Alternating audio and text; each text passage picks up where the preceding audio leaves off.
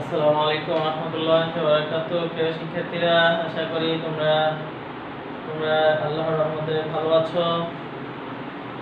এই মুহূর্তে আমি আলোচনা করব নবম দশম শ্রেণীর সাধারণ গণিত অষ্টম অধ্যায় বৃত্ত নিয়ে। আমার প্রতিষ্ঠানের যে সকল শিক্ষার্থীরা নবম দশম শ্রেণীতে অধ্যয়নরত রয়েছে, তারা দীর্ঘদিন আমাদের শ্রেণী কার্যক্রমের বাহিরে রয়েছে। আমি তোমাদের নবম দশম শ্রেণীর ইতিমধ্যে উচ্চতর গণিতের দুটি ক্লাস আমার চ্যানেলে আপলোড করেছি। তোমাদের অনেকে হয়তো দেখে উপকৃত হয়েছ, কিন্তু সাধারণ গণিতের ক্লাস আজকে থেকে প্রথম। তো আমি অনেক চিন্তা ভাবনা করে দেখেছি, আসলে তোমরা অনেকেই যে আমি কোন অধ্যায়টি দিয়ে শুরু করব, এটা তো আমরা দেখেছি যে তোমাদের আমি করেছি, কিংবা তোমরা নবম দশম শ্রেণীতে করেছ, কিংবা অনেকেই তোমাদের মামা কিংবা যারা ভাই বোন, বড় ভাই বোন, আত্মীয় স্বজনের মাধ্যমে হয়তো অধ্যয়ন করতেছ টুকটাক অনেকেই, আবার অনেকেই পড়াশোনা করতেছ না। তো তোমরা আশা করি আমার এই ক্লাসটি দেখার সাথে সাথেই তোমরা এই ক্লাসটি বসে খাতা কলম নিয়ে দেখে দেখে তোমরা যে জিনিসগুলো আমি আজকে পড়াবো এগুলো শিখে ফেলবা।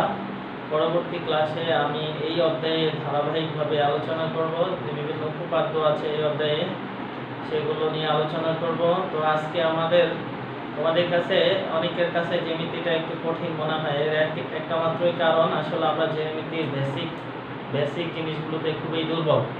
তো আজকে আমরা এই বৃত্ত সংক্রান্ত উপপাদ্য শিখনের আগে বা শিক্ষার আগে আমরা এখন এই বৃত্ত সংক্রান্ত যে বেসিক জ্ঞানগুলো আছে মোটামুটি সেগুলো নিয়ে আলোচনা করব।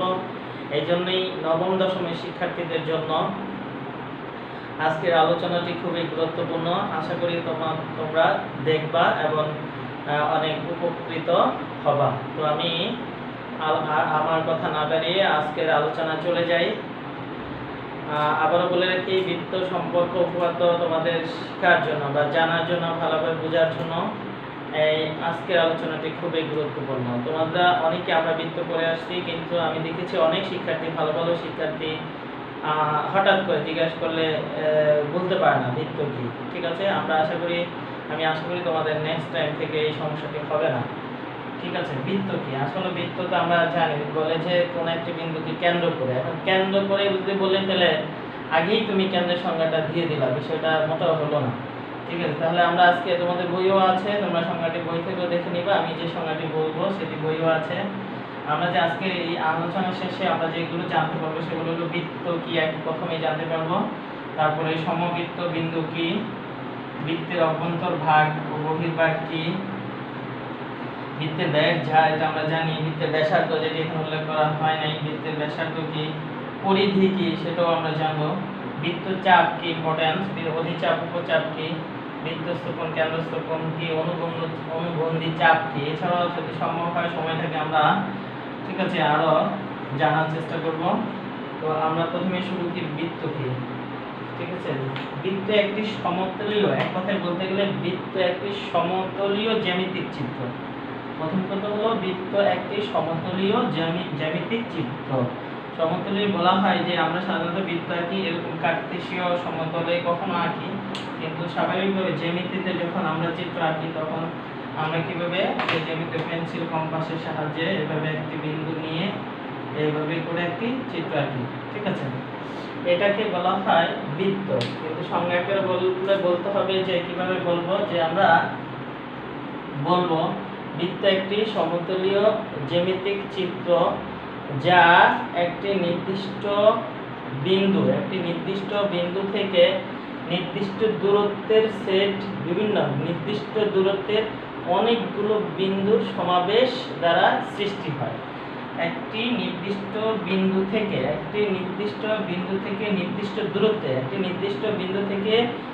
নির্দিষ্ট দূরত্বের অনেকগুলো বিন্দুর সেট দ্বারা সৃষ্ট পথকে বলা হয় বৃত্ত। ঠিক আছে, প্রথম কথা হলো বৃত্ত একটি সমতলীয় জ্যামিতিক চিত্র। এই এক কথায় বলবো আমরা, অনেক সময় অবজেক্টিভে থাকে এগুলো অপশন আকারে, এটা কারেক্ট। প্লাস এবার বলো একটি নির্দিষ্ট বিন্দু থেকে একটি নির্দিষ্ট দূরত্বে অনেকগুলো বিন্দুর সমাবেশ বা সেট দ্বারা সৃষ্ট পথকে বলা হয় বৃত্ত। এখন ওই বিন্দুগুলো কি কি? অনেকগুলো বিন্দু। আমরা বললাম নির্দিষ্ট বিন্দুটাকে আমরা ধরে নিলাম এখানে পি, আর নির্দিষ্ট দূরত্ব, এই যে আমরা এখানে একটু আসলাম, এখান থেকে এখানে দূরত্ব আসলাম, কিংবা আমরা যদি এটা এখানে আসি তাহলে এই যে দূরত্ব, এই যে একটা দূরত্ব, এটাই হলো নির্দিষ্ট দূরত্ব।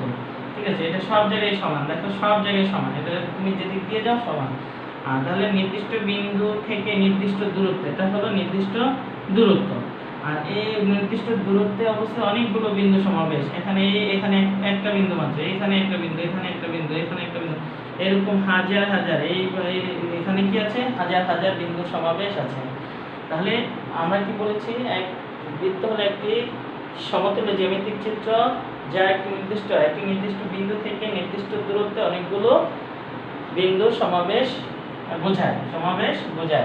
ঠিক আছে, ওকে। আশা করি বৃত্ত কি সেটা তোমরা বুঝতে পেরেছো, কিছুটা হলো বুঝতে পেরেছো। তোমাদের বইও এইভাবে সংজ্ঞাটা আছে, আর আমরা অন্যান্যভাবে যেভাবে পারি আগে শিখেছি সেটা তো আছে। তবে এটা হলো সঠিক উত্তর। একটি নির্দিষ্ট বিন্দু থেকে একটি নির্দিষ্ট দূরত্বে কতগুলো বিন্দুর সমাবেশ। ঠিক আছে, এখন প্রশ্ন হলো এই যে নির্দিষ্ট বিন্দু, এটাকে কি বলা হবে? বৃত্তের কেন্দ্র। কিন্তু আমরা অনেকেই বৃত্ত সংজ্ঞা দেওয়ার সময় কেন্দ্র বলে দেবো, এটা বলা যাবে না, কোনো মতেই বলা যাবে না।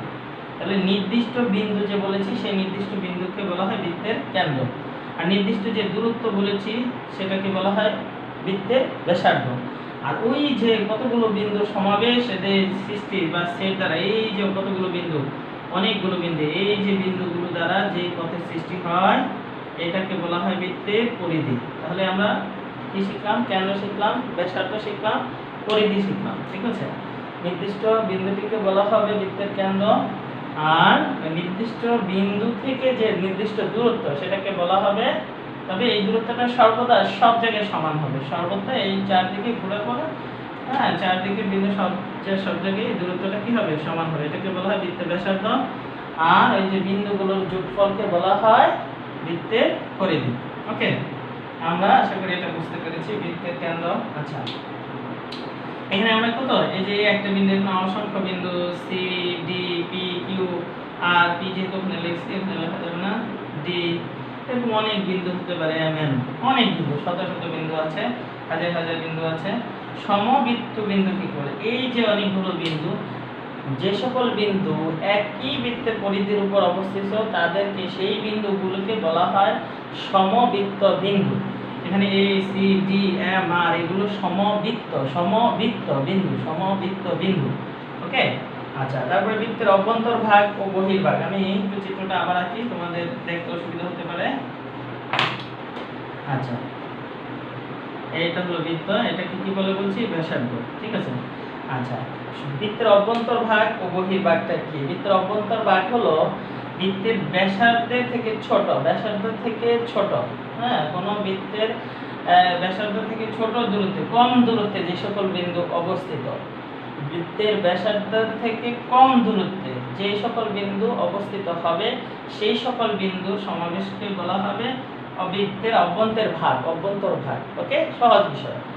ব্যাসার্ধের কম দূরত্বে, ব্যাসার্ধ থেকে একটু কম দূরত্বে যে সকল বিন্দুর অবস্থান করবে, যেমন এই যে এখানে অনেক বিন্দু আছে, এখানে অনেক বিন্দু আছে, এইগুলোকে বলা হবে, এই যে অবস্থানটা হবে এটাকে বলা হবে, বা এই যে অবস্থানটা এটাকে বলা হবে বৃত্তের অভ্যন্তর ভাগ। আর ব্যাসার্ধ থেকে বেশি দূরত্বের যে সকল বিন্দু, হ্যাঁ, সে বেশি দূরত্বের বা একটু বড়, বেশি দূরত্বের, হ্যাঁ, ব্যাসার্ধ থেকে একটু বড় দূরত্বে যে সকল বিন্দু সেট তৈরি করবে, সেই সকল বিন্দু সেট দ্বারা সৃষ্ট পথকে বলা হবে বৃত্তের বহির্ভাগ। বৃত্তের কি ভাগ? বহির্ভাগ। তাহলে বৃত্তের বহির্ভাগের অবস্থান হলো এরকম হতে পারে, হ্যাঁ, এটা হলো বৃত্তের বহির্ভাগে। এই জন্য বহির্বৃত্ত বা অন্তর্বৃত্ত বলা হয়। মানে কি, ব্যাসার্ধ থেকে ছোট ব্যাসার্ধ নিয়ে যে বৃত্ত সেটাকে বলে অন্তর্বৃত্ত। যে নির্দিষ্ট বৃত্ত থেকে বেশি ব্যাসার্ধ নিয়ে যে বৃত্ত বা হয় তাকে বলা হয় বহির্বৃত্ত। আমরা বহির্বৃত্ত, অন্তর্বৃত্ত আছে, আমাদের সম্পাদ্য করা লাগে। আশা করি তোমরা এটা বুঝতে পেরেছো। আমরা বৃত্ত কি শিখলাম? সমবৃত্ত শিখলাম, সমবৃত্ত বিন্দু শিখলাম, বৃত্ত অভ্যন্তর ভাগ, বহির্ভাগ হয়ে গেছে। তোমরা এই আলোচনাটা আশা করি ভালো করে শুনবা, তোমাদের ভালো লাগবে বা কাজে লাগবে। বৃত্তের ব্যাস ও ঝা, আমরা দেখি বৃত্তের ব্যাস ও ঝা চমৎকার বিষয়, তোমরা এটা একটু সবাই জানো। তোমাদের অনেকেই, হ্যাঁ, অনেকেই আছো জানো, ঠিক আছে, তবে জানার শেষ নেই। আমরা জানার পরিধিটা শেষ করে দেব না। আমরা যদি এটাকে ও দেই, এখানে বি দেই, আবার মনে করো এখানে নিলাম পি কিউ। এখন দেখো এবি, এবি কে বলা হবে ব্যাস, আর পি কিউ কে বলা হয় ঝা। প্রশ্ন হলো এবি কে ঝা বলা যায় কিনা। হ্যাঁ, তাহলে ব্যাস কাকে বলে? আমরা ব্যাসের কেন্দ্রগামী যাকে বলা হয় ব্যাস। সহজভাবে বললে কেন্দ্রগামী যাকে বলা হয় ব্যাস। অথবা বৃত্তের এক প্রান্ত থেকে অপর প্রান্ত কেন্দ্রগামী দূরত্বকে বলা হয় বৃত্তের এক প্রান্ত থেকে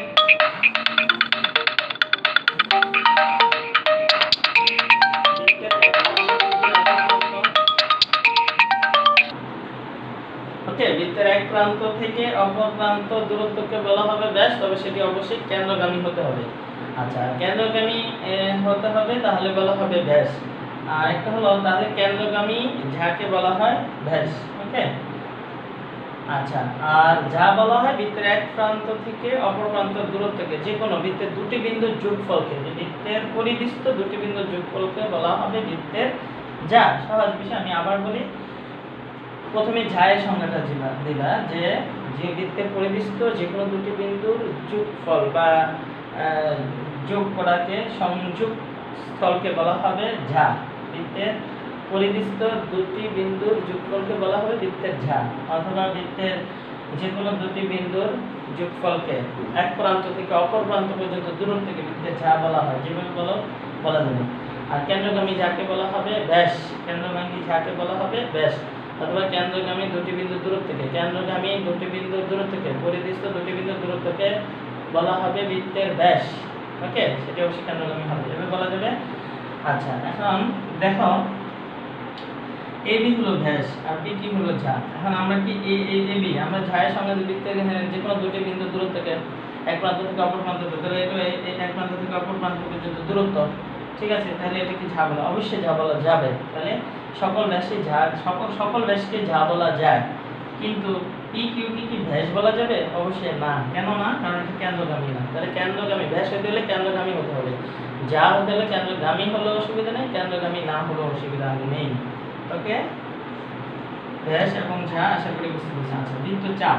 ওকে, বৃত্তচাপ আমরা আলোচনা একটু করে দেখো, এটা একটু মুছে দিই তোমাদের বোঝার সুবিধার জন্য, চাপটা বোঝার জন্য।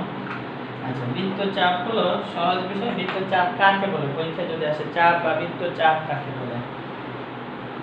বৃত্তে পরিধিস্থ দুটি বিন্দু, বৃত্তকে যে দুইটি ভাগে ভাগ করে, বৃত্তের পরিধিস্থ দুটি বিন্দু, হ্যাঁ, যে বৃত্তের পরিধিকে যে দুইটি ভাগে ভাগ করে, প্রত্যেকটি ভাগকে এক একটি চাপ বলা হয়। ঠিক আছে, পরিধিকে, যেমন এখানে পি কিউ দুটি বিন্দু, পি কিউ দুটি বিন্দু কি করেছে? বৃত্ত পরিধিকে দুটো ভাগ করেছে, বৃত্তকে দুটো ভাগ করেছে, এই একটা অংশ, এই একটা অংশ, আরেকটা অংশ হলো এটা। ঠিক আছে, এখন দেখো পরিধি দুইটা ভাগ হয়েছে, এই যে একটা দূরত্ব, আমি তোমাদের বোঝার সুবিধার জন্য এখানে আরেকটা নাম দিতে পারি, মনে করো আর, আবার এখানে দিতে পারি এ, তাহলে তোমরা এখন নামটা সহজে বলতে পারো। পি আর কিউ এই একটা চাপ হয়ে গেল, দুইটা চাপ হয়ে গেল, দুইটা ভাগ হয়ে গেল পি আর কিউ, আরেকটা ভাগ হলো পি এ কিউ। ওকে, তাহলে এই যে পি পি কিউ, আমি কিন্তু এখানে বিন্দু দিচ্ছি, হ্যাঁ, বিন্দু দিতে হবে, বিন্দু দিতে হবে। এই আর এই কিন্তু বিন্দু দেই নাই, বিন্দুর নাম দিয়েছি। পি কিউ বিন্দু কি করেছে? বৃত্তকে দুটি ভাগে ভাগ করেছে, একটা হলো পি আর কিউ, আরেকটা হলো পি এ কিউ। এই তাহলে এই প্রত্যেকটিকে বলা হয় এক একটি চাপ। তাহলে বৃত্তের পরিধিস্থ দুটি বিন্দু, বৃত্তকে যে দুটি ভাগে ভাগ করে তাদের প্রত্যেকটিকে বলা হয় চাপ। এখন প্রশ্ন হলো দেখো, এখানে একটি অংশ পি আর কিউ, এটা একটু ছোট, আর পি এ কিউ এটা একটু কি বড়, এটা মোটামুটি অনেক বড় এটার তুলনায়। এই বড় চাপটিকে বলা হয় অধিচাপ, আর ছোট চাপটিকে বলা হয় উপচাপ। ঠিক আছে, এটা আমি আমার মতো করে বলি, অনেক সময় তোমাদের অধি এবং উপ, অধি এবং উপ মনে রাখার জন্য আমরা অধি বলতে বোঝাই অনেক সময় অধিক, হ্যাঁ, অধিক মানে কি বেশি, আর উপনদী, উপ বলতে বোঝাই আমরা বলি উপশাখা, উপনদী, হ্যাঁ, উপশহর, শহর থেকে ছোট বলা হয় উপশহর। তা এই লজিক্যালি মনে রাখবা, উপ মানে ছোট, মানে ছোটটিকে বলা হয় উপচাপ, আর অধি মানে অধিক, সেই জন্য বলা হয় এটা, সেই জন্য না, মানে এটা নিজস্ব লজিক, হ্যাঁ, মনে রাখার জন্য। অনেক সময় কোন ছোটটি বড়টিকে কি বলা হয় সেটা আমরা মনে রাখতে পারি না। হ্যাঁ, অধিচাপ উপচাপ মনে থাকে, কিন্তু কোনটি অধিচাপ কোনটি উপচাপ, ছোটটি না বড়টি, এইটা মনে রাখার জন্য আমি তোমাদেরকে এই লজিকটা বললাম, নিজস্ব লজিক। ঠিক আছে, তাহলে বৃত্তচাপ কি? পরিধিস্থ দুটি বিন্দু বৃত্তকে পরিধিকে যে দুটি ভাগে ভাগ করে তাদের প্রত্যেককে এক একটি চাপ বলা হয়। ঠিক আছে,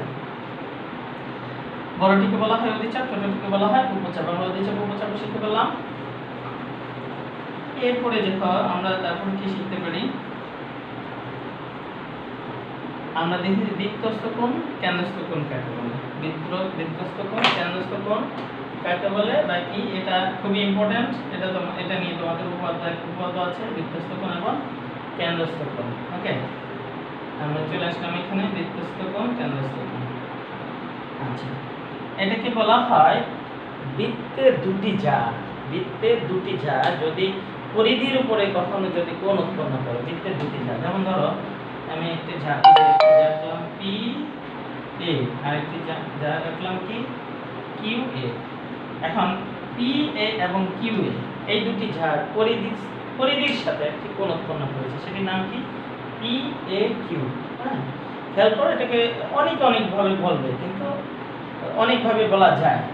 আমরা এটা আগে শিখি, তারপরে কি বলে। অনেকে বলে বৃত্তের পরিধিস্থ কোণকে বৃত্তস্থ কোণ। হ্যাঁ, হবে, অসুবিধা নাই। পরিধিস্থ বৃত্তের পরিধিস্থ কোণকে বৃত্তস্থ কোণ, তাহলে এক কথা হয়ে গেল। আবার যে কোণের শীর্ষবিন্দু বৃত্তের পরিধির উপরে অবস্থান করে তাকে বলা হয় বৃত্তস্থ কোণ। আমার মতে সেটাও হবে। আবার ভুঁইয়ে এভাবে আছে, কিংবা আমরা এভাবেও শিখতে পারি যে দুটি যা পরিধির সাথে যে কোণ উৎপন্ন করে। যখন বৃত্তের দুটি যা পরিধির সাথে যে কোণ উৎপন্ন করবে তাকে বলা হবে বৃত্তস্থ কোণ। এখানে পি এ এবং কিউ এ যা দুটি বৃত্তের পরিধির সাথে পি এ কিউ কোণ উৎপন্ন করেছে, সুতরাং পি এ কিউ কোণ হলো কি কোণ? বৃত্তস্থ কোণ। ওকে, পি এ কিউ কোণ কি কোণ? বৃত্তস্থ কোণ। আচ্ছা, আর কেন্দ্রস্থ কোণ কি হবে? কেন্দ্রস্থ কোণ একইভাবে কেন্দ্রস্থ কোণটা কি হবে আমরা একটু দেখি। আমরা যদি দেখি, দেখো তাহলে কি হলো, দুটি ব্যাসার্ধ, বৃত্তের দুটি ব্যাসার্ধ, এটা হতে পারে বৃত্তের দুটি ব্যাসার্ধ। হ্যাঁ, বৃত্তের দুটি ব্যাসার্ধ কেন্দ্রে যে কোণ উৎপন্ন করে, ঠিক আছে, তাকে বলা হয় কেন্দ্রস্থ কোণ, এটা বলা যায়। অথবা কেন্দ্রে কোনো কোণের অবস্থান, কোনো কোণের শীর্ষবিন্দু যদি কেন্দ্রে অবস্থিত হয় তাহলে তাকে বলা হয় কেন্দ্রস্থ কোণ। হ্যাঁ, তাহলে তাকে বলা হয় কেন্দ্রস্থ কোণ। আমরা এটাকে লিখতে পারি এম ও এন। ঠিক আছে, এম ও এন, এটা কি কোণ? কেন্দ্রস্থ কোণ। এই যে এটা হলো কেন্দ্রস্থ কোণ, আর এটা হলো বৃত্তস্থ কোণ। ওকে, এম ও এন কোণ হলো কেন্দ্রস্থ কোণ। এম ও একটি ব্যাসার্ধ, এন ও একটি ব্যাসার্ধ, দুটি ব্যাসার্ধ কেন্দ্রে যে কোণ উৎপন্ন করেছে এটাকে বলা যায় কেন্দ্রস্থ কোণ। অথবা যে কোণের শীর্ষবিন্দু কেন্দ্রে অবস্থান করে তাকে বলা হয় কেন্দ্রস্থ কোণ। ওকে, আশা করি বুঝতে পেরেছ। আচ্ছা, এখন দেখো আমাদের এই বৃত্তস্থ কোণ কেন্দ্রস্থ কোণ অনেক সময় বলা হয় যে কোন চাপের উপর হবে। একই চাপের উপরে কখনো কখনো বৃত্তস্থ কোণ কেন্দ্রস্থ কোণ অবস্থিত হয়। হ্যাঁ, এখন একই চাপের উপর অবস্থান হলে সেটা নিয়ে একটু উপপাদ্য আছে, আমরা সেটি নেক্সট ক্লাসে শিখব। এখন দেখো, সেই জন্য কোন চাপের উপরে কোন বৃত্তস্থ কোণ বা কোনটি অবস্থিত সেটি আমরা একটু আজকে শিখে নিই। আমরা এখানে এম এন একটি চাপ হতে পারে। এম এন একটি চাপ যদি চিন্তা করি, সেটার নাম কি? এম এন চাপ। অবস্থানটা কোনটা? এইটা হলো এম এন চাপ। ওকে, এটাকে কি বলে? আমরা এম এন চাপ বলতে পারি। আচ্ছা, এম এন চাপ বোঝার জন্য এখানে আরেকটা বিন্দু দিলাম কি? আর। তাহলে এম আর এন চাপ, এই বৃত্তচাপ, এটা হলো বৃত্তচাপ। আরেকটি বৃত্তচাপ আমরা যদি এইভাবে এটাকে ধরে বলি এম এ এন, বাকিটা হলো আরেকটা হলো এটা কি? এই যে এম এ এন বললাম, বাকি বিন্দুগুলো বললাম না। M P A Q N এভাবে বলা যায়, অথবা এম এ এন এভাবে বলা যায়, অথবা এম এন ও বলা যায়। বৃত্তচাপ একটি বৃত্তচাপ, আরেকটা হলো এম আর এন। এখন দেখো এখানে যে আমরা কেন্দ্রস্থ কোণ এবং বৃত্তস্থ কোণটা আঁকছি, এই বৃত্তস্থ এবং কেন্দ্রস্থ কোণ কোন চাপের উপরে অবস্থিত? কোন চাপের উপরে অবস্থিত? ঠিক আছে, এখন আমরা দেখি, দেখো এটা স্পষ্ট দেখা যায় এম আর এন চাপের উপরে, এটাও এম এন আর চাপের উপর অবস্থিত, বৃত্তস্থ কোণটা এম আর এন চাপের উপর অবস্থিত। ঠিক আছে, এই একই চাপের উপর অবস্থিত বৃত্তস্থ আর কেন্দ্রস্থ কোণের একটি সম্পর্ক রয়েছে, সেটি আমরা আগামী ক্লাসে শিখব। ঠিক আছে, আমরা শুধু দেখালাম যে এই একই চাপের উপর অবস্থিত কে এখানে এম ও এন কোণ এবং পি এ কিউ কোণ, অথবা এইভাবে লেখা যায় এটাকে, এইভাবে যদি করি তাহলে একই চিত্রের সাহায্যে আমরা দুটি প্রকাশ করতে পারলাম। হ্যাঁ, সেক্ষেত্রে আমরা এভাবে প্রকাশ করতে পারি, সমস্যা নেই। আগের মতো করে করলেও হবে, স্টুডেন্ট। একই চাপের উপর অবস্থিত এম ও এন কোণ কেন্দ্রস্থ কোণ, এম এ এন কোণ বৃত্তস্থ কোণ। কোন চাপের উপর অবস্থিত? এম আর এন চাপের উপর অবস্থিত। ওকে, আচ্ছা। এখন তোমাদের অনেক সময় বলা হয় যে অভ্যন্তরে, একটু অন্তর্লিখিত আর একটু অভ্যন্তরে। এখন এম ও এন হলো কেন্দ্রস্থ কোণ, আর এম এ এন, হ্যাঁ, এই কোণটার অভ্যন্তরে আর কোণটা অন্তর্গত, হ্যাঁ, অন্তর্লিখিত। এখানে হলো এই এম এ এন চাপের উপরে মধ্যে অভ্যন্তরে অবস্থিত কে? এই বৃত্তস্থ কোণ এবং কেন্দ্রস্থ কোণ।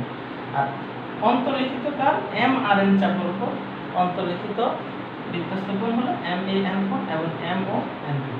আচ্ছা, যাই হোক, সেটা মুখ্য আলোচনা, গৌণ আলোচনা, আমরা সেটা না ধরলেও হবে, আমাদের খুব একটা আলোচনা কিন্তু। আচ্ছা, আরেকটা শব্দ আছে, আমরা লিখছি অনুবন্ধী চাপ, কিংবা অবজেক্টিভে তোমাদের থাকতে পারে অনুবন্ধী চাপটা কি? পরের চিত্র থাকবে নিচে, কোনটি তোমাকে বলে দিল যে এম এ এন।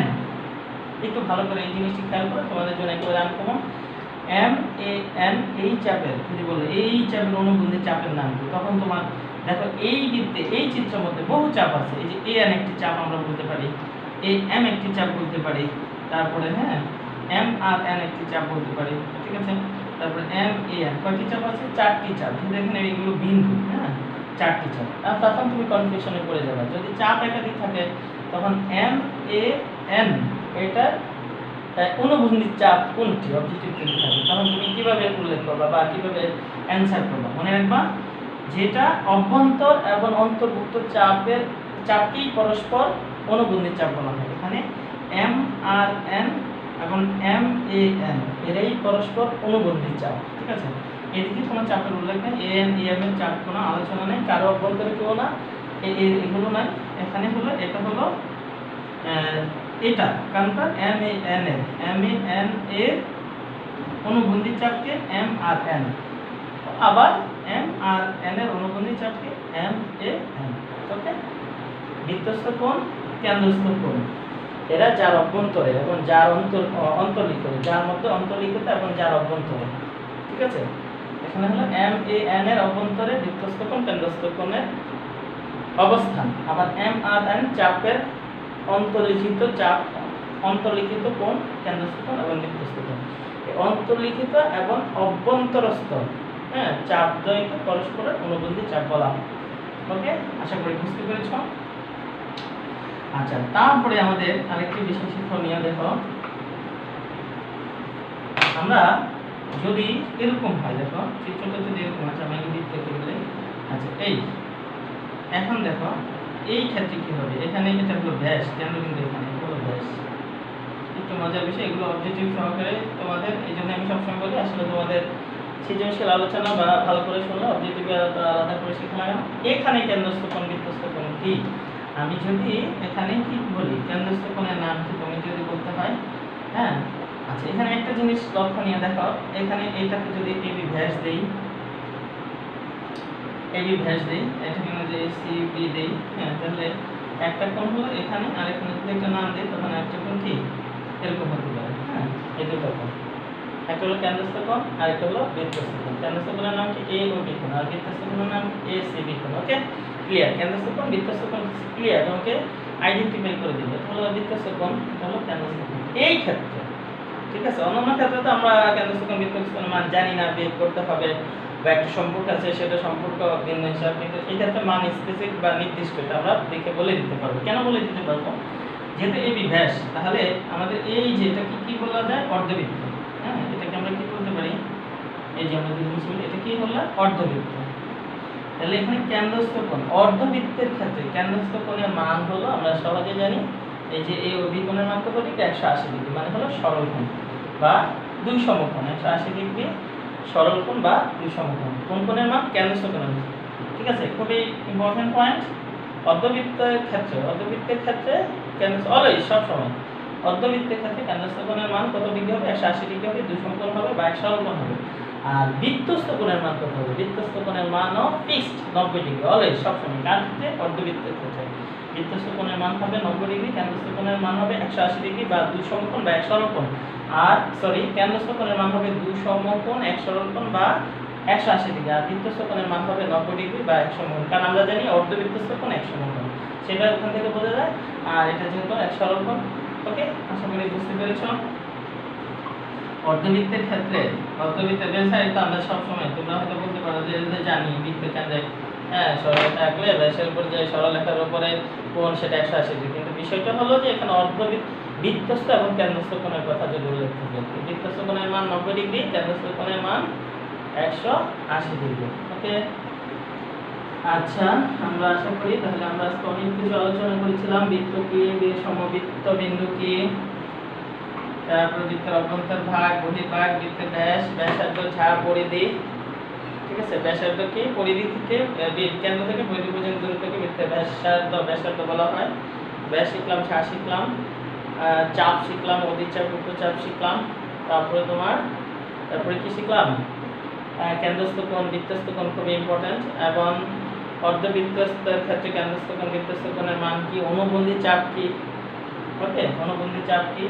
তোমরা কেউ না বুঝলে আমাকে অবশ্যই জানাবা, ইনবক্স করবা, অথবা যেভাবে হোক জানালে আমি তোমাদেরকে বুঝিয়ে দেওয়ার চেষ্টা করবো। আরেকটি জিনিস আমি তোমাদেরকে পরবর্তী সম্পাদ্য বা উপপাদ্য পড়ানোর ক্ষেত্রে লাগতে হবে একটু বলে রাখি। দেখো, আমরা একটা ত্রিভুজের একটু আলোচনা করে, এটা উপপাদ্য লাগবে সামনে, এই জন্য একটু আজকে বেসিক নিয়ে আলোচনা করতে পারি। এটা আমাদের অতীতের মানে আগের পড়া, তোমরা জানো না বা হয়তো অনেকেই জানো। এটা একটি ত্রিভুজ, মনে করো এই একটি ত্রিভুজ ABC। এখন আমরা যদি ABC ত্রিভুজের BC বাহুকে এদিকে একটু বাড়াই, ওকে, তাহলে কি হলো? মনে করো ABC বাহুকে বাড়ালাম D পর্যন্ত। একেবারে সিম্পল হিসাব, তোমাদের এগুলো বেসিক্যালি মানে অবজেক্টিভ জানা, এগুলো আসলে না বুঝলে আমাদের জমিতে, এই জন্য তোমাদের উপপাদ্য সম্পাদ্য কঠিন মনে হয় যে আসলে আমরা বেসিক জানি না, পূর্বের যে জ্ঞানটা সেটা জানি না। আমি এখন যে এগুলো কিন্তু পূর্বের জ্ঞান, আমরা এখন যেগুলো শিখতেছি এগুলো কিন্তু আমাদের উপপাদ্যতে প্রয়োগ আসবে। হ্যাঁ, তোমরা যদি এগুলো ভালো করে বুঝো, উপপাদ্যগুলো সহজে বুঝতে পারবা। তোমরা দেখবা আমি কিন্তু ওখানে ধরবো, হ্যাঁ, কোথায় কি বলতেছি, তখন আসলে কিন্তু বলবো। এটাও কিন্তু সেই জন্যই বলে রাখতেছি, কারণ এটা সামনে লাগবে। আচ্ছা, আমরা কি করলাম? একটি ত্রিভুজ ABC এর একটি বাহুকে, যে কোনো একটি বাহুকে বাড়ালাম, BC কে বাড়ালাম কত পর্যন্ত? D পর্যন্ত। তাহলে আমাদের এই যে দেখো একটা, আচ্ছা, আমরা বৃত্তের অভ্যন্তর ভাগ, বহির্ভাগ শিখেছিলাম। এখন ত্রিভুজের অভ্যন্তর ভাগ বা বহির্ভাগ, ত্রিভুজের অভ্যন্তরস্থ কোণ, অন্তঃস্থ কোণ, বহিঃস্থ কোণ আছে। আচ্ছা, এই যে ত্রিভুজের কয়টা কোণ আমরা জানি? আমরা যদি বলি এটা, আচ্ছা, এটা পরে রাখি তাহলে তোমাদের বুঝতে সুবিধা হবে। C ছিল, হ্যাঁ, এইগুলোকে বলা হয় ত্রিভুজ ABC এর তিনটি কোণ, নাম হলো BAC কোণ, ABC কোণ, ACB কোণ। এগুলো কিন্তু অটোমেটিকলি অন্তঃস্থ কোণ, যেহেতু ত্রিভুজের ভিতরে, এদেরকে বলা হয় ত্রিভুজের অন্তঃস্থ কোণ। আচ্ছা, এবার আমরা যদি BC বাহুকে বর্ধিত করি D পর্যন্ত, তাহলে এই যে একটি কোণ উৎপন্ন হয়েছে, এটাকে বলা হবে কি কোণ? ABC এর বহিঃস্থ কোণ। ABC এর বহিঃস্থ কোণ। তাহলে আমরা ত্রিভুজের যে কোনো একটি বাহু বর্ধিত করার ফলে যে কোণটি উৎপন্ন হয়েছে তাকে বলবো ওই ত্রিভুজের বহিঃস্থ কোণ। এখন মনে করি এটাকে বাড়ালাম না, যে কোনো দিকে তুমি বাড়ালাম, এটাকে এই দিকে বাড়ালাম, BA কে বাড়ালাম D পর্যন্ত, তাহলে এই যে কোণ উৎপন্ন হয়েছে, হ্যাঁ, তাহলে CAD কোণকে বলা হবে ABC এর বহিঃস্থ কোণ। এখন বিষয়টা যেটা তোমাদের জানতে হবে সেটা হলো বহিঃস্থ কোণের মানটা কত। হ্যাঁ, বহিঃস্থ কোণের মানটা কত বা কিভাবে বের করব? মনে করো তুমি যে দিক দিয়ে বাড়াবে, বহিঃস্থ কোণের মান সেই দিকের উপর নির্ভর করবে। আমরা এই দিক দিয়ে বাড়ালাম, ACD বহিঃস্থ কোণ উৎপন্ন হয়েছে। এখন বহিঃস্থ কোণ, অন্তঃস্থ বিপরীত কোণ দুইটি সমষ্টির সমান। এখানে বহিঃস্থ কোণকে ACD। আচ্ছা, অন্তঃস্থ বিপরীত শব্দের অর্থ হলো যেই কোণের সাথে বহিঃস্থ কোণটা অবস্থিত হবে তার বিপরীত, মানে সেটি ছাড়া অপর দুইটির যোগফলের সমান। তাহলে আমরা কি বলছি? ACD কোণের মানটা কি হবে? এখানে ACD কোণ কার সাথে উৎপন্ন হচ্ছে? C কোণের সাথে। তাহলে বলেছে বহিঃস্থ কোণ, বহিঃস্থ কোণকে ACD, এটি অন্তঃস্থ বিপরীত দুইটি, বিপরীত মানে যেটা এখানে থাকবে সেটা ছাড়া অপর দুইটা কি আছে? A R B। তাহলে আমরা ACD কোণের মান লিখতে পারি সংক্ষেপে লিখলে এখানে A কোণ যোগ বি কোণ লেখা যায়, অথবা এখানে লেখা যাবে বি এ সি কোণ, হ্যাঁ, প্লাস এ বি সি কোণ। আশা করি বুঝতে পেরেছো, এই জিনিসটা তোমাদের লাগবে, ঠিক আছে? তাহলে আমরা বিসি বাহুকে বর্ধিত করার ফলে এসিডি বহিস্থ কোণ উৎপন্ন হয়েছে। এই কোণের মান, এই কোণ আর এই কোণের মানে ওই যেটার সাথে উৎপন্ন হবে, যেটার সাথে উৎপন্ন হবে তার বিপরীত দুইটার যোগফলের সমান। যদি এখানে হইতো উৎপন্ন, যদি এখানে আমি উৎপন্ন করতাম বহিস্থ কোণ এইভাবে, তাহলে কার কত? এই কোণ আর সি কোণের সমান হতো, যোগফলের সমান হতো। যদি এখানে উৎপন্ন করতাম তাহলে বি কোণ আর সি কোণের যোগফলের সমান হতো। কার মান? এই কোণের মান, ওকে, বহিস্থ কোণের মান। তো আমরা এটাই বলতে চেয়েছিলাম তোমাদের, এটা আমাদের পরবর্তী যে আমরা জ্যামিতির উপপাদ্য করব সেখানে লাগবে, ঠিক আছে? তো তোমাদের আমি আরেকটি কথা বলে আজকে শেষ করে দিচ্ছি, সেটা হলো আমরা একটু কি শিখেছিলাম, ঠিক আছে? এটা বলা হয়েছিল মনে হয়, বৃত্তের সকল ব্যাসেই ঝা, কিন্তু সকল ঝা ব্যাস নয়, সকল ঝায়ে সকল ব্যাসেই ঝা। এবি কিন্তু কি ব্যাস প্লাস একই সাথে ঝা, কারণ এক প্রান্ত থেকে অপর প্রান্তের দূরত্বকে বলা হয় ঝা, কিন্তু যেটা কেন্দ্রগামী যায় সেটা হলো ব্যাস, কেন্দ্রগামী যা হলো ব্যাস। আবার এই জন্য সব ব্যাসে যা হতে পারে, কিন্তু সকল যা ব্যাস নয়, কারণ সকল যা কেন্দ্রগামী নয়। এটা এই জন্য থিওরিগুলো মনে রাখবা, যে অবজেক্টিভের বহুপদী সমান্তরালসূচক প্রশ্ন এগুলো আসতে পারে। সকল ব্যাসে যা, সকল যা ব্যাস নয়, হ্যাঁ, সকল ব্যাসে যা, এটা থাকতে পারে। আবার সকল যা ব্যাস নয়, বহুপদী সমান্তরাল অনেক প্রশ্ন থাকে। তোমরা আমাদের যে গাণিতিকভাবে আমি যা দেখাইলাম এবং যা বললাম, বলাটাও ভালো করে মনে রাখতে হবে এবং নোট করে রাখতে হবে। জ্যামিতির ক্ষেত্রে খুবই ইম্পর্টেন্ট। অঙ্কের ক্ষেত্রে তুমি অঙ্ক দেখে সেগুলো করে ফেলা, কিন্তু জ্যামিতির ক্ষেত্রে বলাটাও মনে রাখতে হবে, কারণ সব বলা কিন্তু লেখা হয় না। ওকে, তো আজকে এই পর্যন্তই। তোমরা আশা করি এই বেসিকগুলো জানলে আমরা পরবর্তী উপপাদ্য করতে তোমাদের জন্য সহজ হবে, আমার জন্য সহজ হবে। আজকে এই পর্যন্ত। সবাই ভালো থাকবা, সুস্থ থাকবা, নিরাপদে থাকবা, বাসায় থাকবা, স্বাস্থ্যবিধি মেনে চলবা। আসসালামু আলাইকুম, আল্লাহ হাফেজ।